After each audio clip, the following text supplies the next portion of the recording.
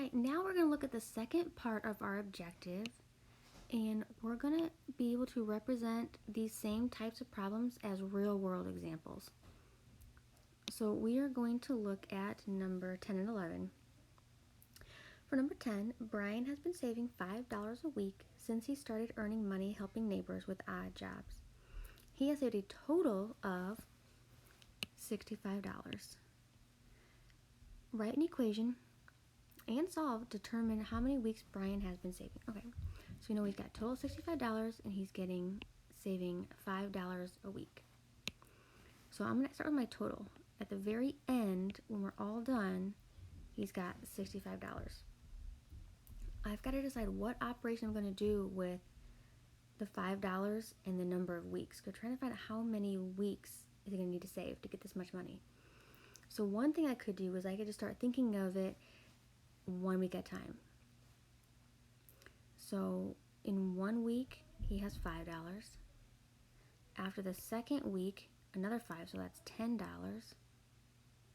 If I need to, I can go one more. After another week, another $5, that's $15. And I know we're getting $5 a week. So this is a number we don't know. I know it's 5 this week, and then 5 this week, and then 5 this week. What am I doing with each of these sets of numbers to get to my answer? What am I doing with 5 and 2 to get to 10? Or 5 and 3 to get to 15? We're multiplying. So that tells me I'm going to multiply my $5 times how many weeks? Well, we know we're getting $5. What we don't know is the number of weeks, so we just use our variable. I'll choose x. And then once we have our equation set up, then we can start solving. So it's 5 times x, opposite is 2, divide. So x equals 5 goes into 6 one time with 1 left over. 5 goes into 15, 3. That means 13, and then x stood for weeks, so it's 13 weeks. So after 13 weeks, he will have $65 saved. Number 11, Jayla has a collection of bracelets. She just lost 3 while swimming in the lake. She has 18 left, right? And solve an equation to determine how many she had originally.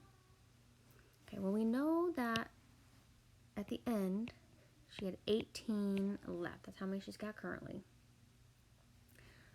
She started with some number that we don't know, so we'll use x again. She lost 3.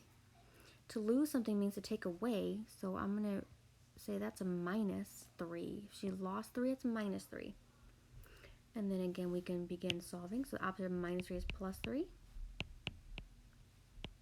So x equals 21, and our x stood for bracelets this time. So it means she started with 21 bracelets. Now these two both came out nice and even, 13 weeks, 21 bracelets. But let's look at this 13 weeks, for example. What if we had gotten a decimal and say we got 13.2? We would have to decide, if we're looking for how many total weeks he would have to say he saved, he's not going to get paid for doing half a week's worth. He needs to do a full week's worth to get paid at the end. So if this were the case, if he stopped at 13 weeks, he wouldn't have enough money. He needs to work over 13 weeks. So he's going to have to go ahead and finish out a whole another 14 weeks in order to get paid for that last week. So things like this with real world situations, and you have a decimal, does that decimal number make sense?